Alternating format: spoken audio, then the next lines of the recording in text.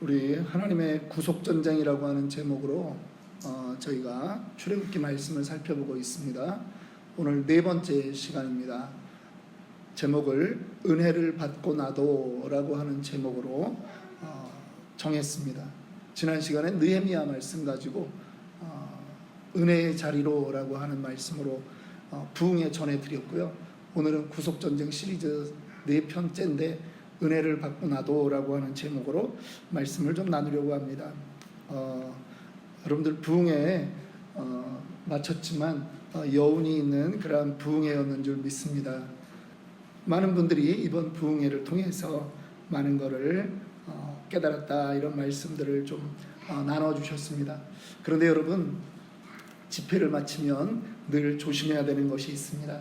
여러분들의 그 마음 안에 자리 잡으려고 하는 그 은혜의 그 그림자들이 있잖아요. 좋은 그림자들, 따뜻한 온기가 있잖아요.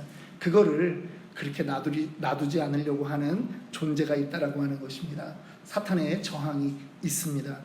출애굽과 관련해서 우리가 바로 이런 것들을 좀 살펴보려고 하는 것입니다. 그래서 오늘 제목을 은혜를 받고 나도라고 하는 제목으로 그렇게 정해보았습니다. 이미 우리는 구원받은 사람들입니다. 이스라엘 백성들은요, 언제 구원받았습니까? 10가지 재앙 가운데 마지막 재앙, 장자의 재앙이 임했을 때 그들은 그 6월절날 구원을 받은 것입니다.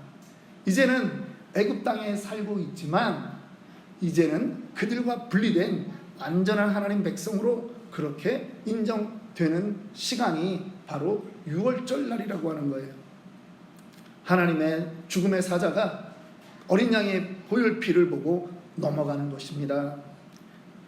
그런데 그들이 목적지인 가나안 땅까지 가는 데는 여전히 사탄의 그러한 계략이 있다라고 하는 것을 오늘 우리는 깨달아야 하는 것입니다. 혹시 집회를 마치고 집에 돌아갔는데 남편하고 혹은 아내랑 싸운 분 안 계십니까? 월요일날 다시 직장에 나가서 일을 하려고 하는데 여러분 마음을 힘들게 하는 그러한 일들은 혹시 없었습니까? 여러분 우리 주변에 늘 은혜를 흔드는 것이 있다라고 하는 거예요. 여러분 구원받았다고 우리에게 늘 좋은 일만 있는 것이 아닙니다. 그래서 오늘 이 말씀을 통해서 우리가 깨닫기 원하는 그러한 제목들이 있습니다. 오늘 함께 좀 가면서 그러한 부분들을 좀 살펴보려고 해요. 이제 이스라엘 백성들이요, 홍해 앞에서 애국 군대와 전쟁을 벌이게 되는 것입니다. 물론 이스라엘 백성들이 싸우는 건 아니에요. 그런데 이 전쟁은 누가 싸워주십니까? 하나님이 싸워주시는 그러한 전쟁이라고 하는 것이에요. 하나님이 이제 이스라엘 백성들을 인도에 가십니다. 그 애굽 이집트 땅을 벗어나려고 하는데 하나님이 그들을 430년 동안 전쟁을 몰랐잖아요. 그러니까 블레셋 있는 쪽으로 가면 전쟁하게 될 것 같아서 이들이 출애굽 따라 나온 걸 후회할까 봐 하나님이 다른 길로 자세하게 인도해 가십니다. 그들은 고센 땅에 살았어요. 고센 땅은 어디입니까? 거기서 홍해만 건너면 그냥 광야로 가고 거기서 열 이틀 정도만 가면 가나안 땅으로 들어갈 수 있는 곳이에요. 고센 땅은요, 농사 짓는 곳이 아니에요. 그냥 홍수도 조금 자주 있고 그래서 목초지로 그렇게 양 키우기 좋고 소 키우기 좋은 곳이 바로 이 고센 땅이었어요. 그런데 하나님이 그들을 거기서 200만 인구로 인큐베이팅 하셨다가 이제 돌려보내는데 바로는 가만히 있지 않는 것이죠. 하나님이 인도하는 그 길들을 봅니다. 숫곳이라는 곳으로 가서 하루를 쉽니다. 숫곳, 그냥 쉽게 기억하시면 됩니다. 숙박하는 곳이라고 하는 거죠. 첫날 거기에 장막을 쳤습니다. 나일강 하류입니다. 쉼이 그들에게 주어진 것이죠. 하나님이 그 다음에 에담이라고 하는 곳으로 보냅니다. 성루라고 하는 뜻이에요. 성 꼭대기에 있는 누각, 이런 의미가 있는 곳입니다. 인생에 여전히 전쟁이 있다라고 하는 그런 의미가 되겠죠. 그런데 그때 하나님이 또 사인을 주시는 것입니다. 21절과 22절에 보면 낮에는 구름 기둥으로 밤에는 불기둥으로 하나님이 그들을 이끄시는데 이것이 40년을 간다라고 하는 것이죠.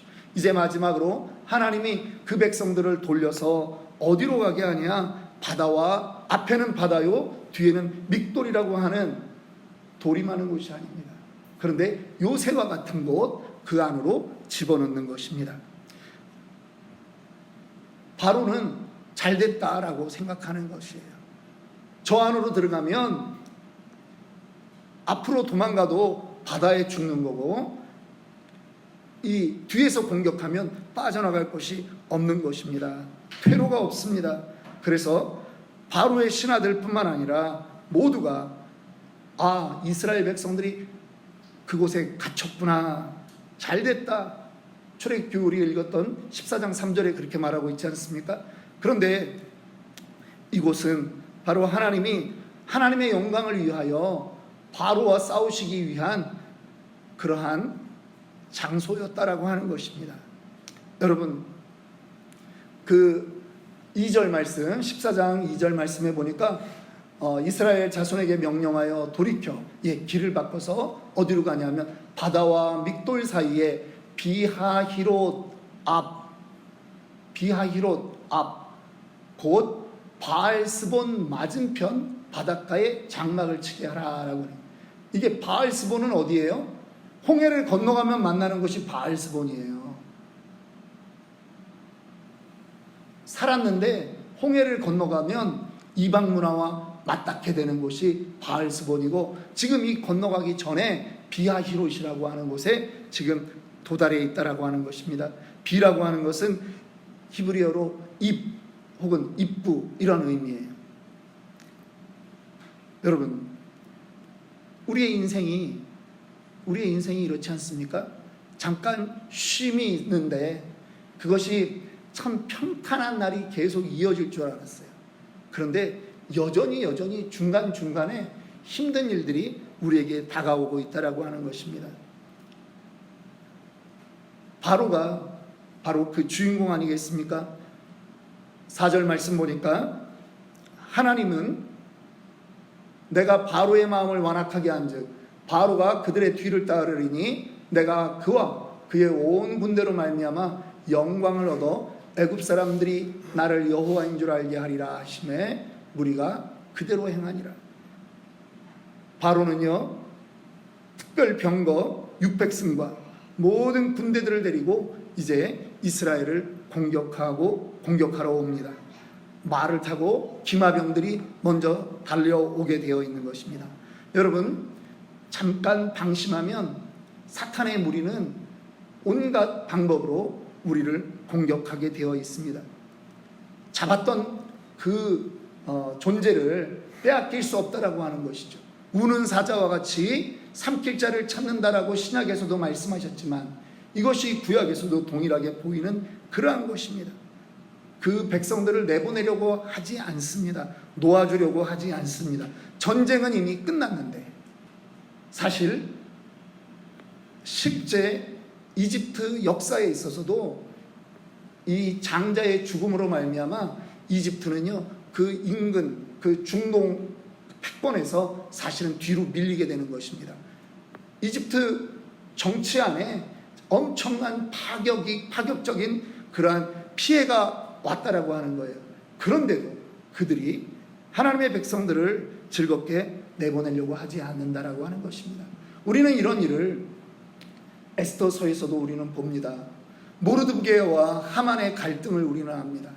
그리고 심지어 하만 총리는 모르드게를 장대에 매달기 위해서 그 집에 아주 높은 장대에 사람 달 그러한 준비를 다 하고 있었다라고 하는 거죠. 조서를 내렸습니다. 왕의 어인이 찍혔습니다. 전국에서 그날 이스라엘 백성들을 죽이는 것이 기정사실화 되어 있다라고 하는 거예요. 그런데 하나님은 어떤 분이십니까? 하나님은 역전의 하나님이세요. 믿으십니까? 여러분들 인생에서 그런 경험을 맛보셨습니까? 예. 여러분 신앙생활 하다 보면 적어도 오늘 이 수요일까지 나와가지고 이렇게 예배드리시는 분들은 그런 경험 다 있으시죠? 역전의 하나님을 만나야 되는 거예요. 우리 하나님이 드라마 작가 아니겠습니까? 정말 힘든데 울고 났더니 하나님이 해결해 주신 그러한 문제들이 한두 가지가 아닐 것입니다. 그런데 여러분, 문제를 당할 때 우리가 조심해야 되는 것이 있습니다. 출애굽기 14장, 오늘 우리가 읽지는 않았지만 13절부터 15절 정도를 우리 한번 좀 보려고 합니다. 13절에 모세가 백성에게 이르되 너희는 두려워하지 말고 가만히 서서 여호와께서 오늘 너희를 위하여 행하시는 구원을 보라. 너희가 오늘 본 애굽 사람을 영원히 다시 보지 아니하리라. 여호와께서 너희를 위하여 싸우시리니 너희는 가만히 있을지어다. 여러분, 모세의 이 당찬 말씀을 여러분 기억하기 원합니다. 그런데요, 저는 그런 생각을 해봤어요. 모세라고 지금 뾰족한 수가 있나? 아니, 저쪽에서 지금 막 모래먼지를 일으키면서 600승의 병거가 달려오고 있는 것입니다. 기마부대가 달려옵니다. 그런데 모세는 눈이 어두웠습니까? 아니잖아요. 신명기 맨 마지막 장에 모세가 죽을 때 눈이 흐려지지 않았고 기력이 쇠하지 않았잖아요. 모세도 보았다라고 하는 거예요. 그런데 백성들에게 이야기합니다. 너희는 두려워하지 말라. 가만히 서서 하나님의 일하심을 보라라고 말하는 거예요. 여러분, 많은 사람들이 문제를 당할 때, 은혜를 받고 나서도 문제를 당할 때 하는 실수가 있습니다. 뭐냐 하면 입을 잘못 놀린다라고 하는 거예요. 10절 11절 말씀입니다. 바로가 가까이 올 때 이스라엘 자손이 눈을 들어 본즉 같은 것을 보았어요. 모세도 보았고 이스라엘 자손도 눈을 들어 보았어요. 애굽 사람들이 자기들 뒤에 이른지라. 이스라엘 자손이 심히 두려워하여 여호와께 부르짖고 그들이 또 모세에게 이르되 애굽에 매장지가 없어서 당신이 우리를 이끌어내어 이 광야에서 죽게 하느냐? 어찌하여 당신이 우리를 애굽에서 이끌어내어 우리에게 이같이 하느냐? 똑같은 것을 보고도 모세는 백성들에게 말할 수 있습니다. 두려워하지 마라. 이제 가만히 서서 하나님이 하시는 일을 보자. 백성들은요, 똑같은 것을 보고 원망하는 것입니다. 여러분, 은혜를 잃어버리는 아주 지름길이 있습니다. 그것은요, 원망의 말이 우리의 입에서 나올 때 그렇습니다. 똑같이 길이 안 보입니다. 하나님이 어떻게 하실지 모릅니다. 그런데 그 시간에도 하나님을 의지하는 말만 하는 거예요. 그래서 제가 여러분들에게 감사하라고 하는 말을 합니다. 감사하셔야 돼요. 예수님의 생애를 요즘 제가 11월에 그 다른 교회에 설교할 그러한 일이 있어서 한 7개월 전에 설교 부탁을 받았어요. 그래가지고 준비하고 있는 것이 예수님의 생애에 대한 거를 제가 이제 살펴보고 있는데, 예수님은 어떤 인생관을 가지고 육신의 몸을 가지고 계셨는데 어떤 표현을 하셨는가, 그런 것들을 좀 제가 이제 좀 살펴보고 있습니다. 그런데 예수님의 그 모습이 절대 긍정과 절대 감사라고 하는 거예요. 믿으십니까? 예. 예수님도 두려워할 만한 조건들이 있었습니다. 육신을 가진 몸이기 때문에 두려워할 수 있어요. 그런데 예수님은 절대 긍정이에요. 그리고 예수님은 절대 감사해요. 모든 일에서도 예수님은 감사였다라고 하는 거예요. 여러분, 우리가 배워야 되는 것이 바로 그것입니다. 예수 따라가는 제자, 예수 따라가는 신자, 예배자의 삶은 예수님에게서 정말 우리가 꼭 배워야 되는 것들, 그거를 배워야 되는 거예요. 여러분, 감사하십시오. 감사하십시오. 매일 감사하셔야 됩니다. 그래서 여러분들 삶에 어떠한 안 좋은 것들이 있을지라도 영의 눈을 열어야 돼요. 나에게서 은혜를 빼앗아가려고 하는 존재가 있는 거구나 깨달으시고 여러분 그곳에서 감사를 선포하셔야 되는 것입니다. 너희는 가만히 있어 하나님이 싸우시는 것을 보라, 선포하셔야 된다라고 하는 것입니다. 믿으십니까?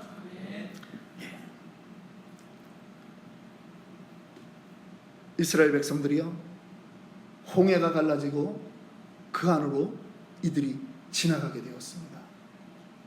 여러분, 홍해를 건너 나온 다음에 그들이 모세에게 그리고 하나님께 그들이 감사하는 거예요.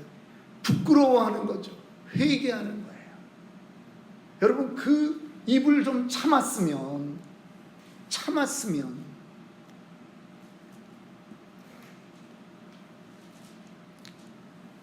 은혜를 받고 나면 여러분, 우리에게 또 다른 시험이 찾아옵니다. 있을 수 있습니다. 그런데 그 시간도 우리는 견뎌야 하는 것입니다. 지금 이 홍해를 건너는 문제는 우리에게 구원의 문제를 이야기하는 것이 아니에요. 구원은 이미 유월절로 예수의 보혈 피로, 어린 양의 피로 우리가 얻은 거예요. 그런데 홍해를 건넌 것은 우리 고린도전서 10장 1절 2절에서 뭐라고 말합니까? 홍해를 건넌 것은 다른 것이 아니에요. 침례를 받았다라고 말하는 거예요. 여러분, 침례가 구원의 조건입니까? 구원의 조건이 아니에요. 그런데 구원받은 자가 나는 이렇게 살겠습니다 라고 하는 거죠. 그 침례로 모든 사람 앞에서 나는 그리스도인입니다 라고 하는 것을 증명하는 거예요. 그러면 이제 광야라고 하는 그 길, 구원받은 이후에 성도의 삶은 어떻게 보아야 되느냐? 그것은 바로 훈련과 헌신이라고 하는 것입니다. 우리의 삶에 남아있는 것은 훈련이에요. 하나님을 향한 헌신이에요. 그래서 우리가 이제 어떠한 단계까지? 그리스도의 장성한 분량에 이르기까지 순종하고 훈련받는 거예요. 하나님이 그 훈련의 길에 사람마다 다르게 하나님이 그들을 인도하십니다. 때로는 거기에서도 우리는 또 비교의 눈이 생겨요. 왜 저 사람은 안 당하는 그 일들을 나는 다 당하고 삽니까? 라고 그런 원망도 나올 수 있어요. 그런데 아니에요, 여러분. 아니에요. 여러분, 하나님이 여러분들을 여러분들의 모양 안에서 하나님이 가장 아름답게 이끌어 가시는 것입니다. 우리는 그것을 믿습니다.